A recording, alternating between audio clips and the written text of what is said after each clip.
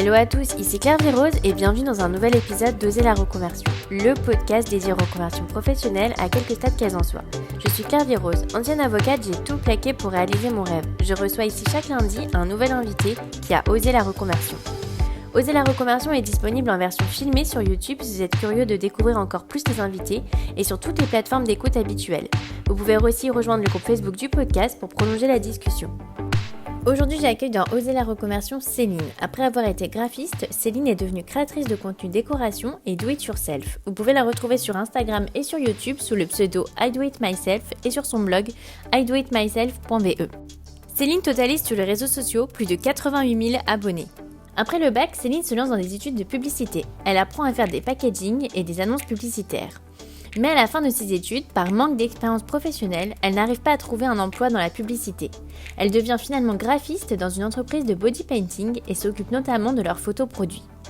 À la fin de son contrat, elle a du mal à retrouver un poste et reste au chômage pendant 9 mois. Elle vient alors d'emménager dans sa maison et décide de lancer un blog déco avec des tutos do it yourself. Elle lance à l'origine son blog déco pour ne pas rester inactive et pour se faire un book à montrer lors de ses entretiens d'embauche. Mais son blog gagne rapidement des abonnés et devient une véritable passion. Elle retrouve finalement un travail et continue d'alimenter son blog en parallèle le week-end. Après 3 ans à faire les deux en même temps, elle décide de vivre de sa passion et de se lancer à temps plein en tant que créatrice de contenu do it yourself. Céline a lancé son blog en 2014 et est créatrice de contenu à temps plein depuis 2019. Céline collabore aujourd'hui avec des marques très connues comme Ikea et a également un e-shop de décoration. Elle est aussi l'auteure de 2 livres sur les plantes.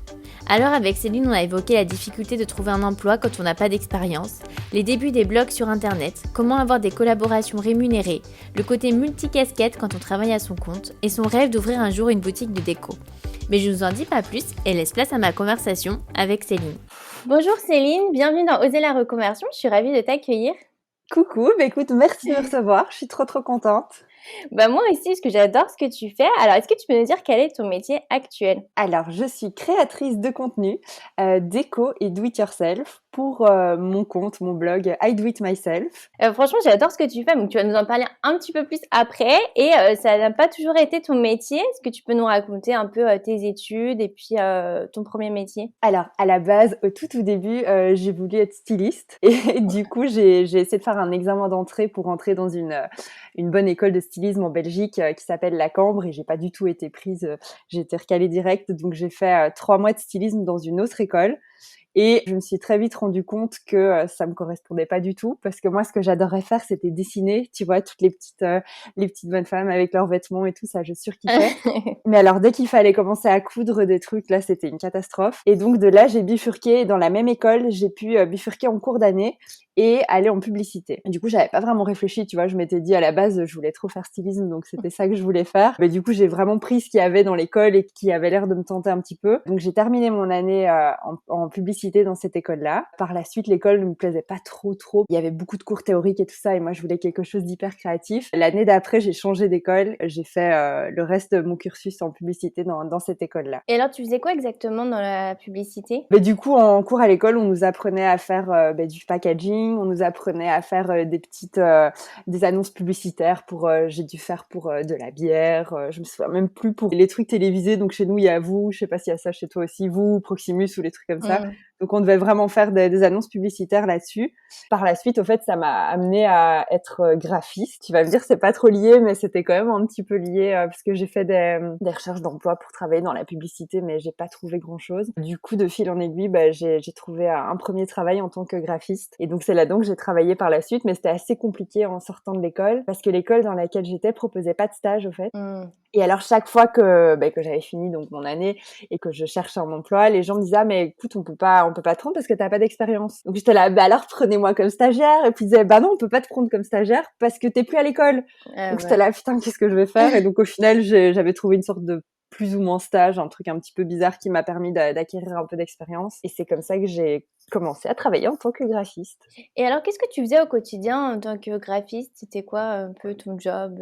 En fait, j'ai travaillé, on va dire, j'ai eu 2 fois plus ou moins 3 ans dans 2 sociétés différentes. Et dans la première société, c'était une société de body painting.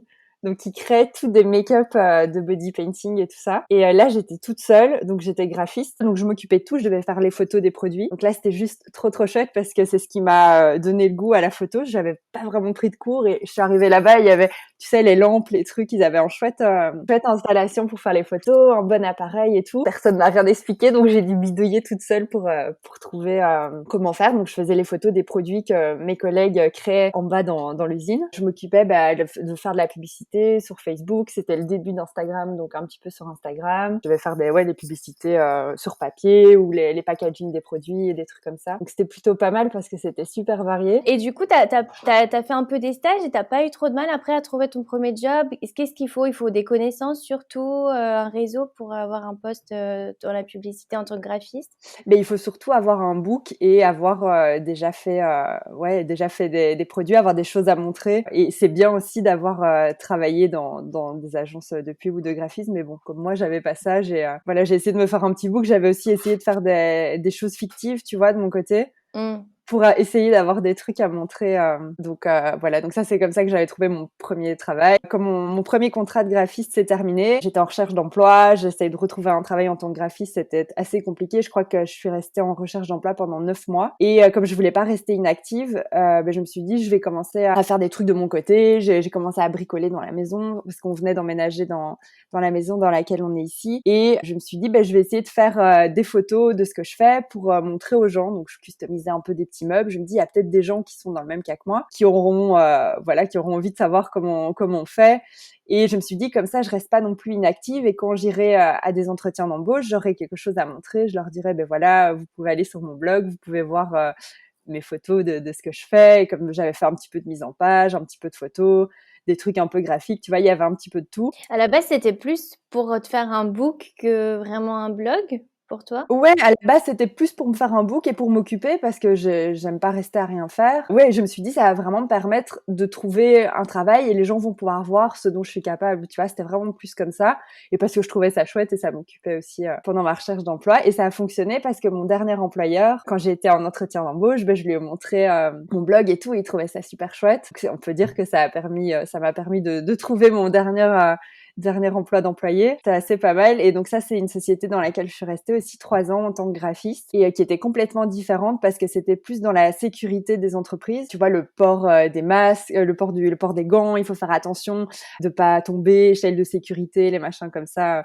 Donc rien à voir avec le côté body painting et tout ça d'avant, ni côté déco. Et là, je m'occupais à faire des petits fascicules publicitaires, des posters publicitaires aussi pour mettre dans les entreprises, pour rappeler aux gens les normes de sécurité. Et est-ce que tu as des conseils justement parce que je sais que parfois on a des hobbies, des passions comme ça qui pourraient être bien à mettre en avant dans des entretiens, mais on n'ose pas forcément parce qu'on se dit ah peut-être c'est un peu trop décalé par rapport au job. Je te dis ça parce que je sais que j'avais une amie qui cherchait un travail en marketing. Elle était un peu sur Instagram à partager ses looks et en fait elle le mettait pas du tout en avant alors qu'elle avait une communauté et elle me disait ça n'a rien à voir en fait les deux.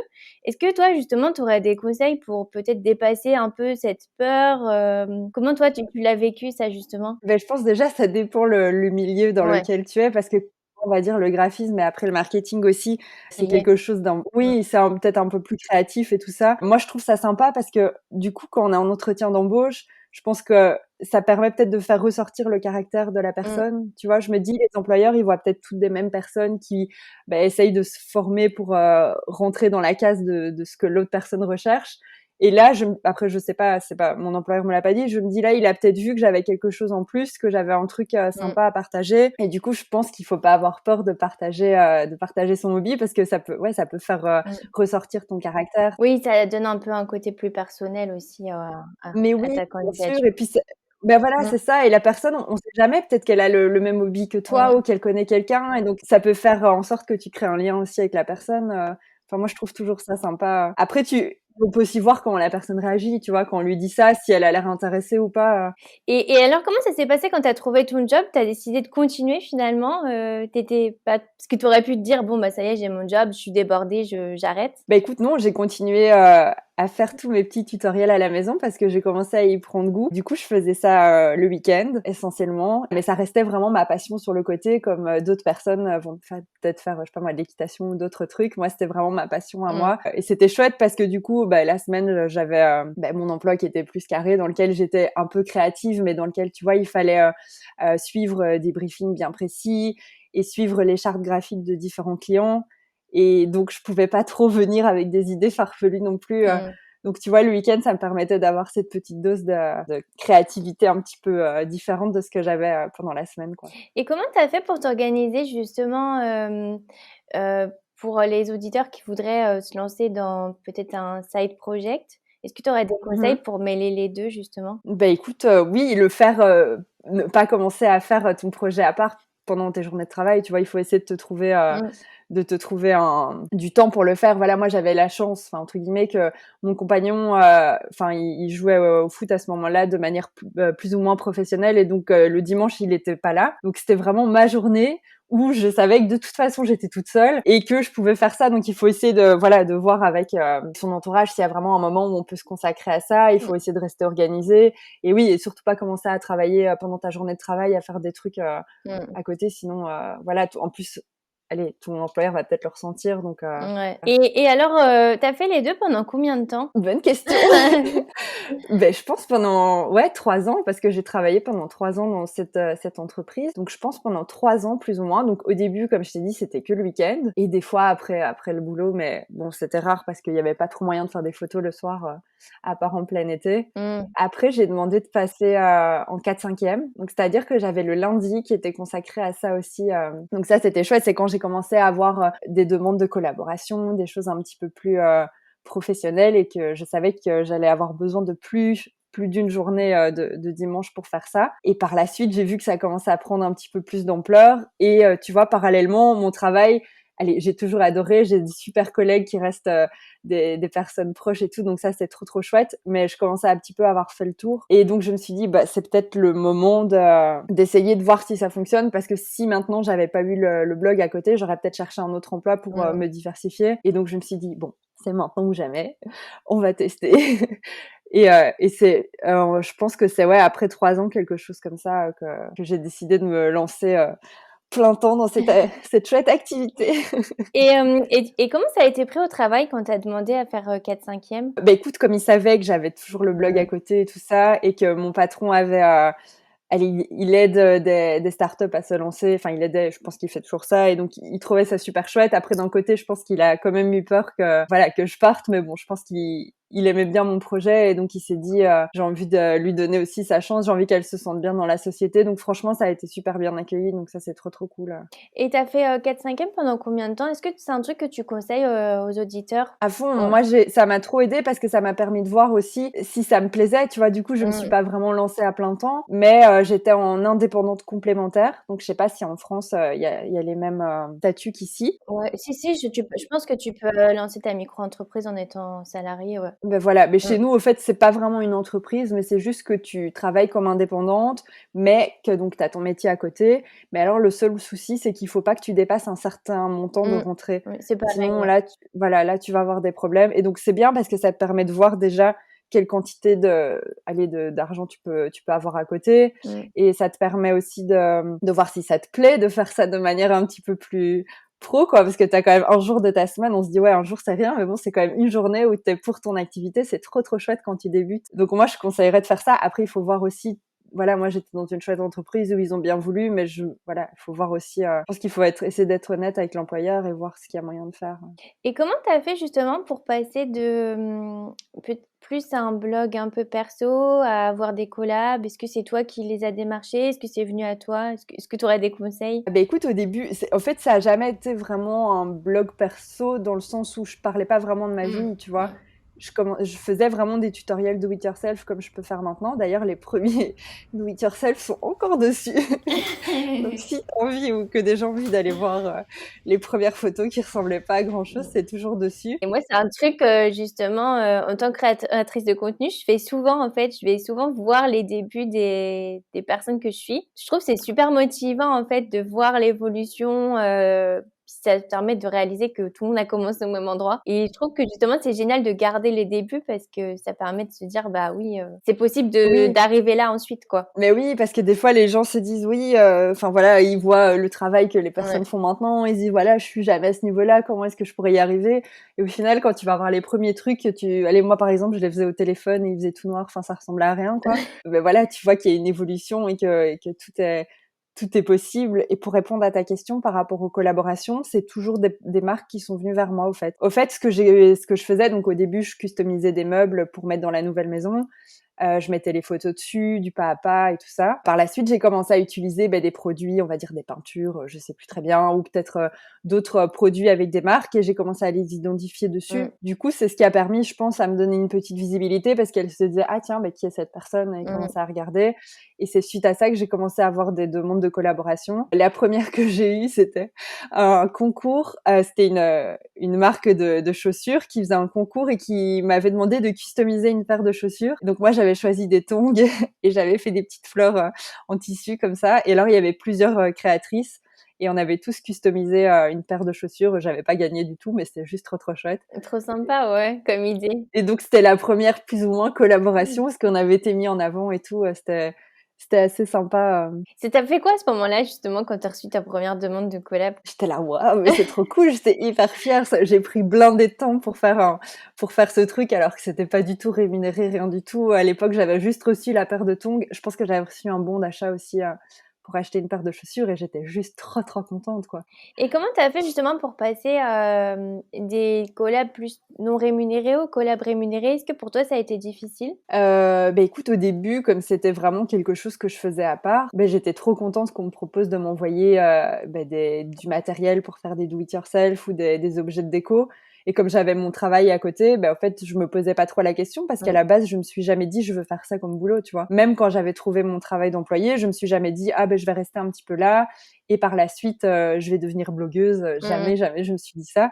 Je pense que je sais même pas si c'était déjà un métier hyper reconnu à l'époque parce que je pense que j'ai créé mon blog fin 2014. Donc ça commençait un petit peu, il y avait les blogueuses mode et tout ça. Ouais, on en parlait moins en fait. Je pense que Ouais. ça existait déjà, mais c'était moins fréquent peut-être. Oui, et on savait pas trop si elles étaient rémunérées. Moi, Ouais, je me souviens de Chiara Ferragni, de Blonde Salade et tout ça, ouais. qui avait des blogs. Voilà, bon, c'était juste trop trop chouette. Voilà, au début, j'étais juste trop contente de recevoir des produits. Et je pense que ça s'est vraiment fait petit à petit. Et je t'avoue que je sais même plus quelle était la première collaboration rémunérée que j'ai reçue. Je pense qu'au début, on me le proposait. Et comme j'avais pas un statut qui me le permettait, je disais non, désolé, je peux pas. Et je pense que c'est suite à ça que j'ai commencé à me dire bon, il y a moyen de gagner un petit peu d'argent. Moi, ça me plaît, j'ai envie de continuer là-dedans, donc j'ai essayé de faire en sorte de pouvoir recevoir de l'argent parce que voilà, on peut pas faire ça au black. Donc ouais, c'est suite à ça, mais au début c'était vraiment des petits montants. Et maintenant, tu collabores avec Ikea, avec des Ouais. Ikea hacks. Mais ça, j'adore suivre les tutos Ikea parce que c'est vraiment toujours incroyable de voir le résultat. Comment ça se passe une collab avec Ikea? Est-ce qu'ils sont hyper précis dans ce qu'ils te demandent? Non, pas du tout. Au fait, ici, la dernière que j'ai fait en date, tu peux la voir juste là, Oui, plus ou justement. moins. C'est pas vraiment une collab. Au fait, ils m'ont contacté pour me demander de créer du contenu d'organisation. Et au fait, je leur ai dit, mais écoutez, juste trop trop chouette parce que moi j'ai prévu de faire ce hack-là. Donc, est-ce qu'on peut mêler les deux? Donc, ils ont dit ouais, pas de souci. Donc, moi j'ai fait le hack pour moi, donc du petit truc à l'axe. À côté de ça, j'ai été donc chez Ikea chercher de quoi mettre dans les petites étagères et j'ai pu faire une vidéo pour eux. Et donc là ici ils m'ont demandé de faire 2 vidéos pour leurs réseaux sociaux qui allaient être mis en tant que publicité, tu vois. Je sais pas comment on appelle ça. Donc ils allaient pas le publier vraiment sur leur compte, mais ils allaient s'en servir pour promouvoir les produits d'organisation. Et donc là j'ai vraiment pu faire ce que je voulais, tu vois. Et c'est incroyable parce que c'est super connu. Enfin, comment ton entourage a réagi et toi, qu'est-ce que ça t'a fait? Beh, c'était pas la première fois que je collaborais avec eux, donc voilà, mais eux, ils trouvent ça je sais même pas s'ils ont déjà vu passer la publicité parce que il y a une abonnée qui me l'a envoyée hier seulement, donc je sais pas, tu me diras d'ailleurs si toi tu la verras passer. Mais donc oui, bah oui, moi je trouve ça juste trop, trop chouette et ce que j'aime bien surtout, c'est que c'est des produits que tout le monde a chez soi et qu'on peut les customiser facilement. Du coup, les gens peuvent plus, voilà, ils peuvent se dire: «Bah voilà, il y a moyen que je fasse ça à la maison aussi», donc ça, c'est juste trop, trop chouette, quoi. Et est-ce que tu t'es posé la question de devenir, décoratrice d'intérieur? On me l'a déjà suggéré plusieurs fois, mais le truc, c'est que j'ai pas fait d'études là-dedans. Donc à chaque fois, j'ai ce truc qui me dit, voilà, je suis peut-être pas, genre légitime par rapport aux filles qui ont fait, leurs études de décoratrice d'intérieur pour proposer ce service-là. Et je sais pas si j'aurais, comment dire, les capacités de proposer autre chose que ce que moi j'aime, tu vois? Oui, tu veux dire, ouais, t'adapter à la personne, quoi. Je pense que oui, et après je suppose que si un jour je fais ça, les personnes qui me contacteront auront plus ou moins le même style de Mmh. déco que moi. Mais je me dis: «Est-ce que je vais savoir faire autre chose que ce que j'ai chez moi?» Tu vois? Est-ce que c'est un truc qui te dirait, au-delà de tous ces trucs un peu blocage, Franchement, je sais pas du tout. Je me suis déjà posé la question, mais je sais pas du tout si c'est quelque chose qui me plairait, peut-être plus tard? peut-être plus tard, on va dire que là, maintenant, je pense pas que ça me plairait et en plus, je me dis: «Voilà, je propose déjà plein d'inspi sur mon Mmh. compte et tout, donc il y a de quoi faire. Allez voir sur mon compte si vous cherchez des idées». Et alors, comment tu as eu le déclic de passer à temps plein? Est-ce qu'il y a eu un événement particulier? Beh, pas réellement un événement particulier, c'est plus comme je te disais tout à l'heure, cette envie d'aller un peu plus loin et ça me passionnait tellement quand j'étais là le lundi, le week-end. Je vais pas dire que j'étais triste de retourner au boulot, mais j'avais trop hâte d'être déjà le week-end pour continuer ces activités-là.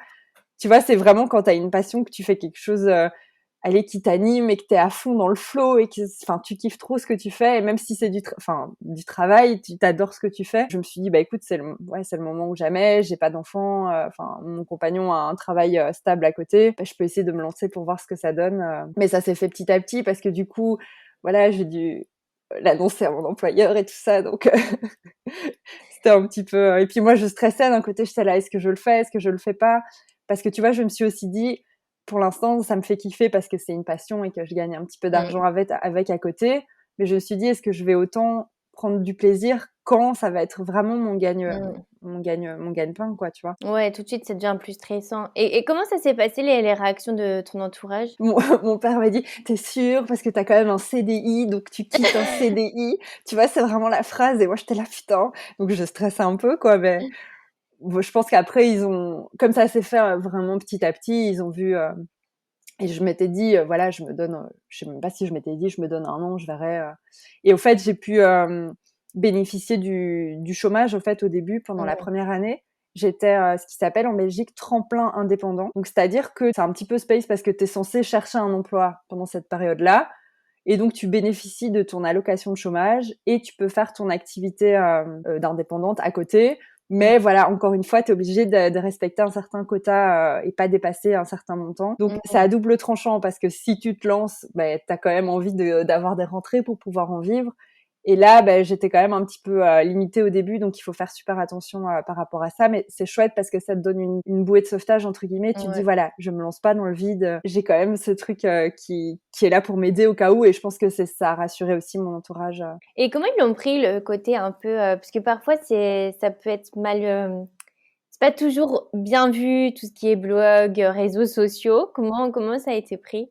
Beh, franchement, je pense très bien parce qu'ils suivaient un petit peu le truc sans trop Mmh. savoir, ma maman est sur Instagram et donc elle adore la déco et tout ça, donc elle d'office, elle regardait tout ça. Après mon père, je sais même pas s'il comprend plus ou moins ce que je fais. Si, je pense qu'il comprend, mais non, je pense qu'ils ont plus ou moins, ouais, ils ont bien pris, ils m'ont pas vraiment, mis de Bâton dans les roues. oui, voilà, non, franchement, il y a Mmh. pas eu de souci par rapport à ça, je pense qu'ils étaient quand même inquiets comme tout parent. Et entre la naissance de ton blog et que tu t'es lancée à temps plein, il y a eu combien de temps à peu près? Je pense que je me suis lancée à temps plein, si je dis pas de bêtises, en 2018. Mmh.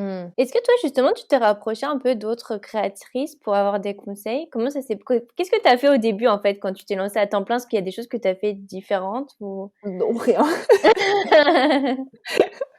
Pas vraiment, non, pas vraiment, non, il y a pas vraiment de choses que j'ai fait différemment, à part que j'ai fait un média kit, j'ai essayé de réfléchir pour, mettre des tarifs, ce qui est super compliqué parce que en tout cas en Belgique, les gens aiment pas trop parler de ça. Et t'as pas vraiment de point de comparaison. Donc voilà, moi je voyais un petit peu par rapport à ce que les marques me proposaient comme tarif, et donc je me dis bah voilà, s'ils m'ont demandé ça, c'est que c'est plus ou moins ce qui est en vigueur. Donc voilà, j'ai fait ça, j'ai essayé de professionnaliser un petit peu mon blog aussi. J'ai pris un webmaster aussi juste pour m'aider pour le côté sécurité, on va dire, si maintenant je me fais hacker mon blog et que je me retrouve pas sans rien.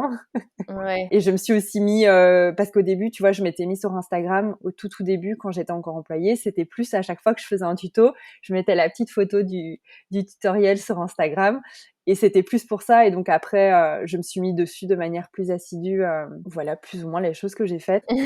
Oui, pour expliquer peut-être aux auditeurs, le Media Kit, c'est une sorte de portfolio un peu avec les tarifs, les statistiques des réseaux sociaux, voilà, Ouais. qu'on envoie pour... voilà, c'est comme un peu, je dirais, une sorte d'équivalent portfolio CV, en fait. C'est ça. Ouais. Et moi, ce que j'aime bien aussi, c'est que dessus, je mets un petit peu des photos de mon Instagram. Tu vois, on voit un petit peu, quand tu vois mon Media Kit, tu vois un petit peu l'ambiance, tu mets le nombre de personnes qui te suivent. Les pays aussi, ils aiment bien savoir, parce que par exemple, moi, je suis belge, mais j'ai plus de Français qui me suivent que de Belges. Tu vois, donc ça, c'est important aussi, plus ou moins l'âge. Et moi, j'ai mis aussi dessus les marques avec qui j'ai collaboré. Et puis un petit peu comment je fonctionne, tu vois. Je mets que j'aime bien partager en story et en même temps faire des petites vidéos reels de mes do-it-yourself. Est-ce que tu aurais justement des conseils pour des auditeurs qui voudraient se lancer pour faire grandir leur communauté? Parce que tu as quand même énormément d'abonnés sur Instagram, YouTube. Est-ce que toi, tu as des conseils pour justement essayer de faire grandir ta communauté? Mais moi, ce que j'ai vraiment fait qui m'a vraiment, on va dire, aidé, c'est vraiment créer du contenu au début gratuit pendant 4 ans, 3-4 ans. Chaque semaine, je postais un do-it-yourself.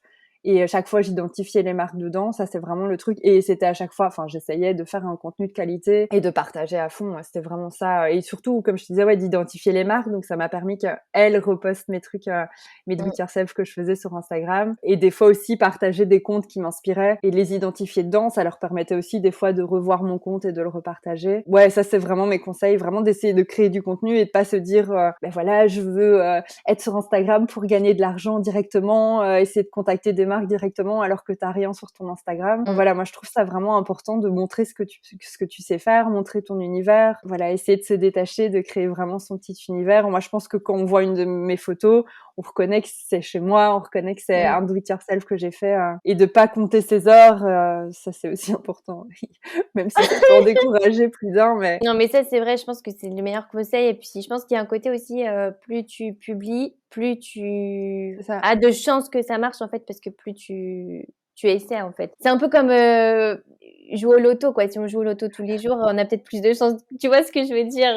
Oui, Il y bah a ce oui. côté, je pense que plus on publie, plus on a des chances d'être visible. Est-ce qu'il y a quelque chose, justement, auquel tu t'attendais pas, en étant créatrice de contenu à temps plein? C'est déjà le côté multicasquette, donc j'avais un petit peu perçu avant, mais vraiment le côté où il y a aussi de l'administratif, énormément d'échanges de mails avec des marques, de négociations et de trucs comme ça. Voilà, c'est toutes des choses que je pensais pas que ça allait prendre autant de temps. Ouais, c'est vraiment plus ce côté-là, parce que le côté créatif, je l'avais aussi de mon côté. Voilà, moi, il y a pas vraiment de choses autres, parce que le fait de travailler à la maison, c'est quelque chose que je faisais, voilà, qui m'a pas dérangée. Tu te fais aider sur le côté plus administratif? Écoute, mon compagnon est comptable à la base, donc lui a pu un petit peu me conseiller, mais il n'est pas comptable pour indépendant, donc il a pas pu faire ma comptabilité à partir du moment où je suis passée en tant qu'indépendante à titre principal. Donc là maintenant, oui, j'ai un comptable qui s'occupe de toutes mes petites factures et de mes petits tickets et de toutes les choses qui paraissent complètement abstraites pour moi. Ouais. Alors, ça a grandi énormément ton blog parce que tu as même publié 2 livres Ouais. et aussi tu as un e-shop avec des objets déco. Est-ce que tu peux nous parler peut-être d'abord de tes livres? Comment tu as décidé de publier des livres et puis comment ça s'est fait? Alors du coup, j'ai 2 livres qui sont publiés. Donc le premier, c'est Faites pousser vos noyaux et pépins. Et donc ça explique aux gens comment ils peuvent transformer des noyaux de fruits ou légumes qu'ils ont à la maison en petites plantes d'intérieur. Donc c'est parti de cette mode qu'il y a eu pendant tout un temps à faire germer des noyaux d'avocat. Et donc je faisais toutes des petites expériences comme ça à la maison. J'avais essayé de faire germer un noyau de mangue aussi.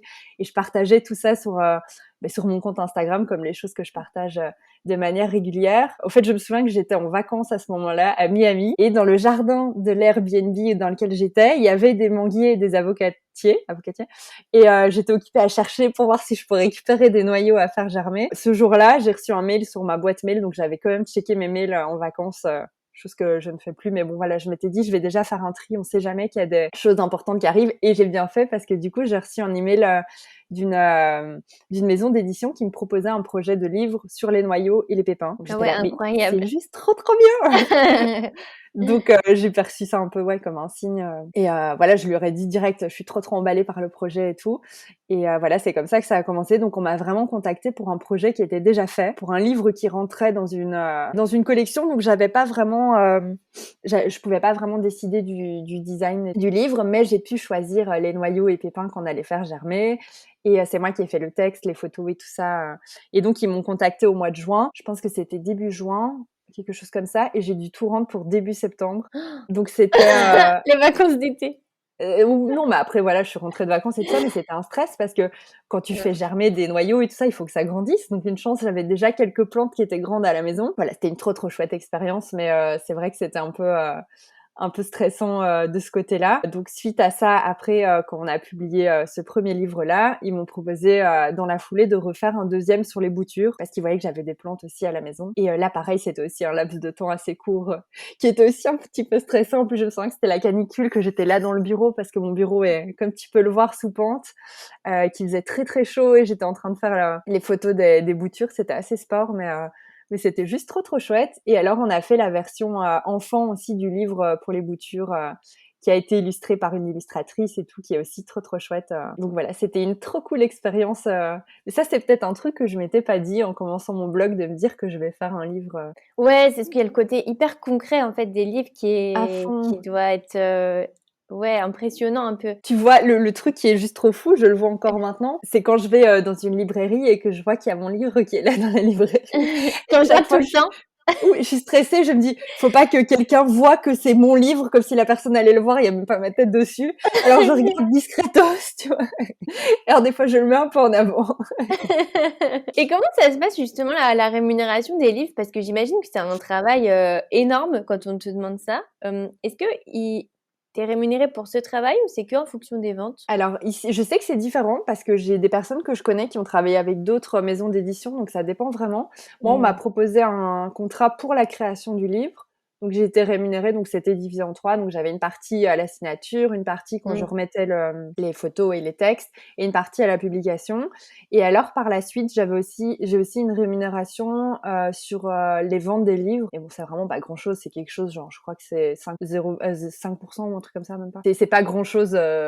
C'est pas grand-chose non plus, mais je pense que les personnes qui ont peut-être pas un contrat de départ ont peut-être une plus grosse rémunération. Je t'avoue que je sais pas trop comment ça. Ouais, après j'ai reçu une écrivaine et en fait c'est ce qu'elle m'expliquait que Ok. c'était assez faible. C'est pour ça que je te demandais parce que je me disais quand on te propose un projet de cette ampleur, ça doit te prendre tout ton temps et donc si après c'est que pour avoir 5%, c'est. Et est-ce que ça t'a amené des abonnés toi justement de publier des livres? Écoute, je sais pas du tout parce que, enfin oui, si, je pense que ça m'en a amené certaines parce que de temps en Mm. temps, je demande aux gens comment est-ce qu'ils sont arrivés sur mon compte et j'ai des fois des personnes qui me disent ah mais parce qu'on m'a offert ton livre ou des Mm. personnes qui m'identifient dedans, mais je pense pas que ça ait fait grandir mon compte de manière non plus considérable. Mais bon, c'est toujours trop chouette et c'est hyper gai quand une personne me dit ah mais je t'ai connu grâce à ton livre. Je suis là ah mais trop cool. Et alors, tu as également un e-shop avec des petits objets de déco. Est-ce que Ouais. tu peux nous raconter, parce qu'à l'origine, c'était un e-shop plus plantes qui Ouais. a maintenant évolué. C'est ça. Écoute, moi j'ai toujours bien aimé le monde, on va dire le monde de la vente, ça n'a rien à voir, mais j'ai toujours en rêve d'ouvrir un magasin de déco ou autre, donc c'est toujours Mm. quelque chose qui m'a passionnée. Un jour, je faisais un do it yourself où je customisais, enfin je m'étais dit que j'allais customiser des choses que j'avais achetées chez Action et j'avais trouvé des espèces de sets de table, une sorte de simili-cuir et je voulais faire des suspensions pour plantes et en le faisant, je me dis mais en fait, c'est trop chouette, c'est un truc qu'on n'a pas trop dans le commerce. Trop bien, je vais en faire pour les vendre quoi. Je me suis dit trop chouette, donc j'ai commencé à chercher des fournisseurs de matières premières et tout ça. J'en ai trouvé pas trop loin de chez moi, donc hyper cool. Au début, donc mon e-shop, c'était essentiellement mes créations, mes suspensions pour plantes. Et ensuite, on a commencé à me demander est-ce que t'aurais pas des cache-pots ou d'autres petites choses. Donc j'ai commencé à mettre dessus aussi des cache-pots. J'avais des petits vaporisateurs, des chouettes arrosoirs, de l'engrais pour plantes, des tuteurs, des machins. Et donc ça fonctionnait bien, c'était cool. Et au fait, le seul truc, c'est que le fait de vendre les suspensions et les décos et tout ça, c'était chouette. Mais allez, ça m'éclatait pas trop d'envoyer de vendre de l'engrais. Ouais, je me suis dit, c'est chouette, mais ça me passionne pas. Et je me suis dit, j'ai envie d'étoffer un petit peu ce e-shop pour que je puisse y proposer des produits de déco. Ou quand j'envoie le produit, je suis genre trop contente d'envoyer ça parce que ça me plaît à moi aussi, enfin tu vois, ça me plaît aussi de l'envoyer. Et voilà, donc du coup j'ai décidé d'un petit peu faire bifurquer mon e-shop. Donc tu peux toujours y trouver mes suspensions pour plantes et quelques accessoires pour plantes, mais il y a aussi de la petite déco que je commence à mettre dessus. Et alors il y avait aussi le truc que j'avais pas mal de tuteurs aussi dessus qui étaient assez grands, enfin assez grands, c'était plus ou moins 80 centimètres, quelque chose comme ça, mais c'est compliqué à envoyer, tu vois, par la poste. C'est ce que j'étais en train de me dire, et même à stocker chez toi. Non, stocker ça va parce que c'est genre soit des bâtons en coco ou des trucs voilà, mais c'était surtout le fait de les envoyer parce que les cartons ça coûte super cher. Et quand les personnes te demandent un tuteur et que t'as un carton géant, donc je m'amusais à couper les cartons parce que des cartons plus fins ça coûtait une blinde, donc j'avais des grands cartons que je coupais pour les mettre à la bonne taille, ça me prenait un temps de fou. Et quand ils te demandaient un tuteur et un cache-pot où tu devais quand même avoir le truc plus grand, franchement c'était une galère, je prenais un temps fou à envoyer les commandes et je me suis dit non, laisse tomber, c'est pas possible. Et en plus c'était le truc qui fonctionnait le mieux, donc presque dans chaque commande j'avais un tuteur parce qu'ils étaient trop jolis. Et donc maintenant quand je cherche des produits, je regarde que ce soit des choses qui rentrent dans des cartons de taille normale. Et voilà, et j'essaie aussi d'utiliser des cartons de récup. Alors parce que je trouve ça déjà, tu dois recevoir aussi pas mal de colis, mais quand tu reçois les colis, généralement les cartons ils sont encore nickel. Et moi ça, je t'avoue que ça m'ennuie de les mettre, de les jeter, donc je les récupère. J'ai des petits stickers que je mets dessus, genre carton de récup, comme ça les gens s'étonnent pas d'avoir un carton Amazon ou un truc. Et comment tu arrives à organiser tes deux activités, ta boutique et puis ta création de contenu, parce que c'est presque deux jobs. Ouais, je suis pas hyper organisée, j'essaye de l'être. J'essaye de consacrer... Après, j'ai pas non plus 300 commandes par semaine, hein. On s'entend voilà, des fois, si j'ai une vingtaine de commandes par semaine, je suis contente. J'ai pas non plus énormément de commandes, mais voilà, j'essaie de me dire qu'il y a 2 matinées sur la semaine où j'emballe les colis et je vais les déposer. Et après, à côté de ça, je fais les créations de contenu.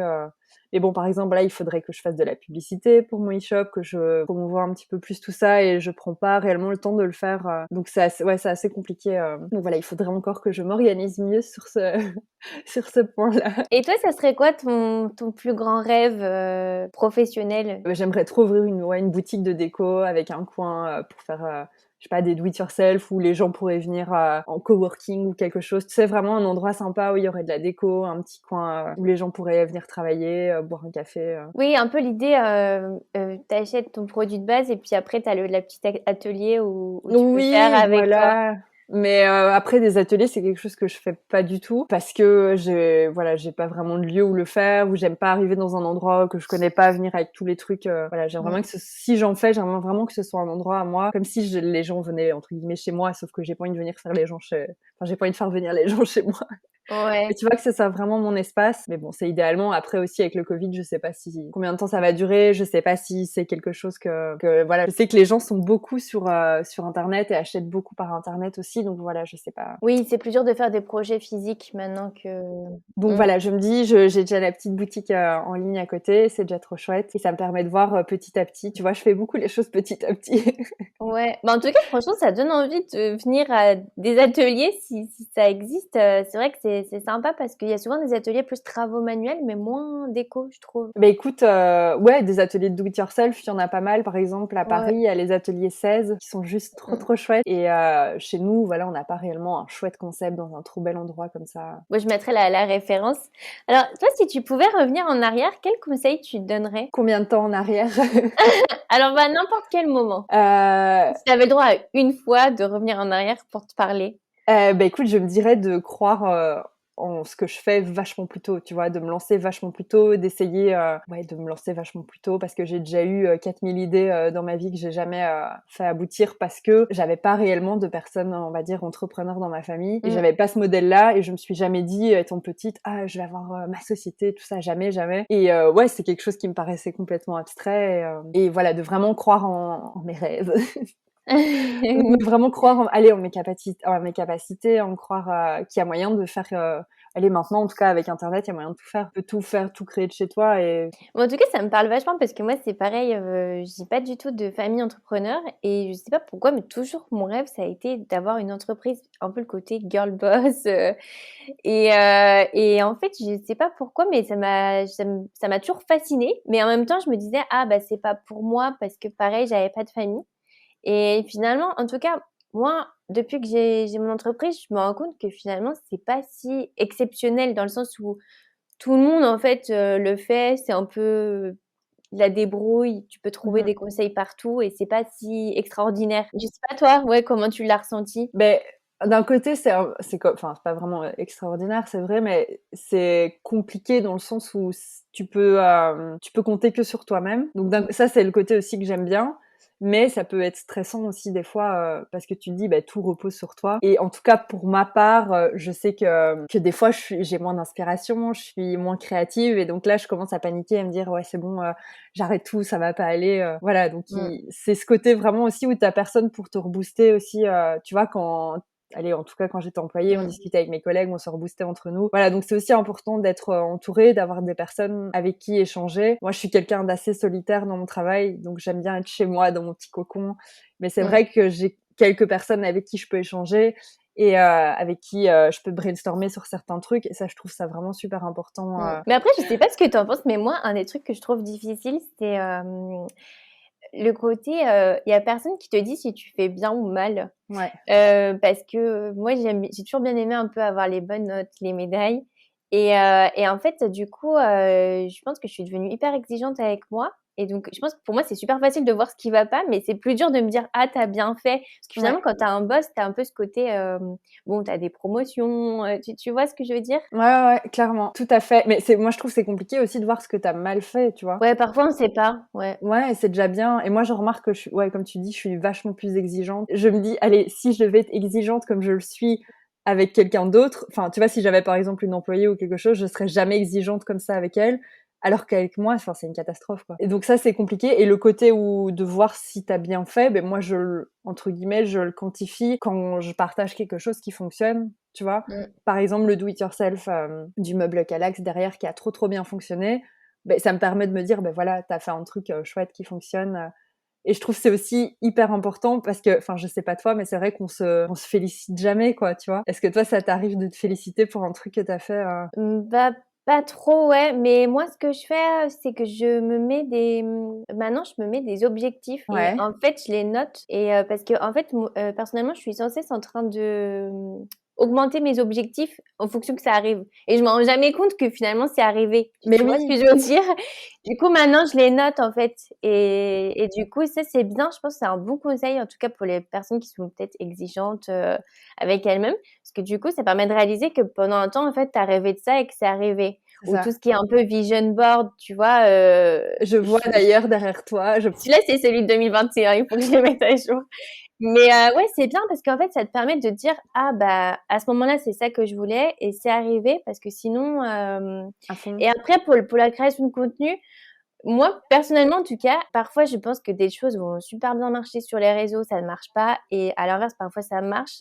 Donc j'avoue que j'ai du mal à me féliciter quand ça marche parce que je trouve que c'est tellement aléatoire et je trouve frustrant parce que je trouve que c'est pas forcément en rapport avec le travail fourni ou Ouais. parfois je trouve que quelque chose est super bien fait et en fait non, ça je sais pas toi ce que tu en penses? C'est clair. Il y a des fois aussi des choses où comme toi, je me dis: «Ça va aller trop bien, je crois trop en ce que j'ai fait, c'est juste trop chouette». Je suis hyper emballée quand je le poste et au fait, je remarque qu'il y a pas trop de réactions ou si, mais pas autant que je l'espérais et des choses vraiment En fait, je remarque que c'est les choses les plus simples, au final, qui fonctionnent le mieux parce que c'est des choses que, en tout cas dans mon domaine, que les gens vont pouvoir reproduire chez eux facilement et que c'est vraiment ça qui fonctionne le mieux.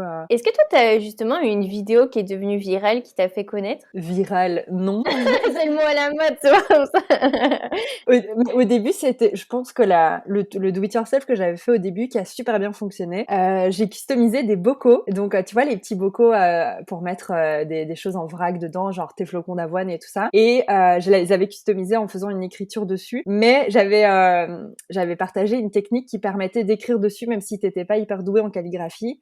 Et donc, ça consistait donc tu choisis ta typo sur ton ordi, tu l'imprimes sur un papier, tu mets le papier dans le bocal en verre, donc tu le scotches à l'intérieur et tu décalques ton écriture. Et donc ça, c'est vraiment, je pense, le do-it-yourself parce que donc à l'époque, j'avais partagé sur Pinterest et c'est vraiment le do-it-yourself qui a été le plus vu, le plus partagé. Et c'est vrai que c'est super sympa parce qu'on peut l'adapter c'est modulable. À fond. Et donc là, maintenant, ma petite vidéo du Calax a hyper bien fonctionné sur Instagram. Là, je crois que je suis à plus de 300 000 vues sur ce petit do-it-yourself là, donc c'est cool, ça fait plaisir.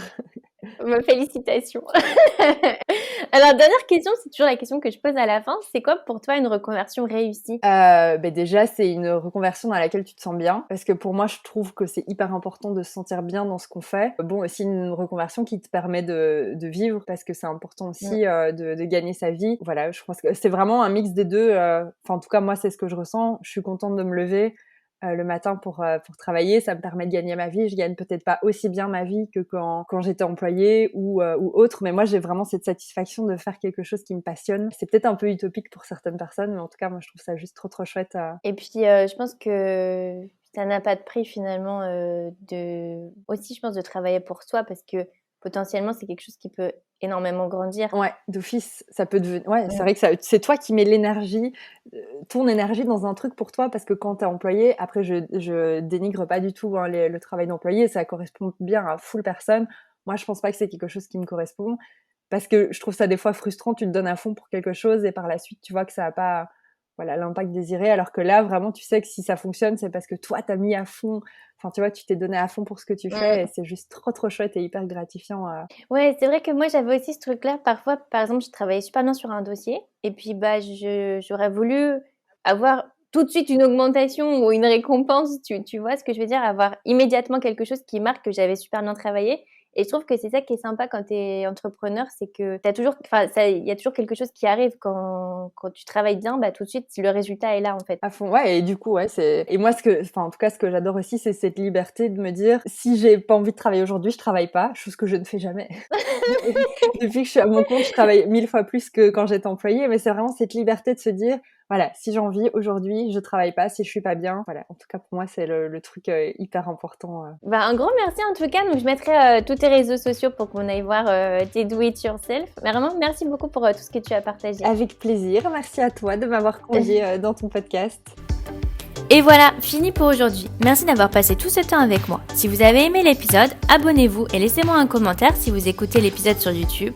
Et si vous écoutez l'épisode sur Apple Podcast, abonnez-vous, laissez une note 5 étoiles et un avis. C'est ce qui donne le plus de visibilité à ce podcast. N'hésitez pas à en parler autour de vous et à partager l'épisode sur les réseaux sociaux pour aider un plus grand nombre à oser la reconversion.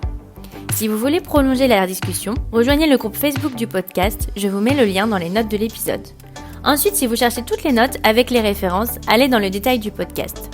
Si vous souhaitez devenir annonceur, me proposer un invité ou me poser vos questions, je serai ravie d'y répondre sur Instagram ou sur YouTube sous le pseudo Claire Virose ou par mail à l'adresse clairevirose@gmail.com.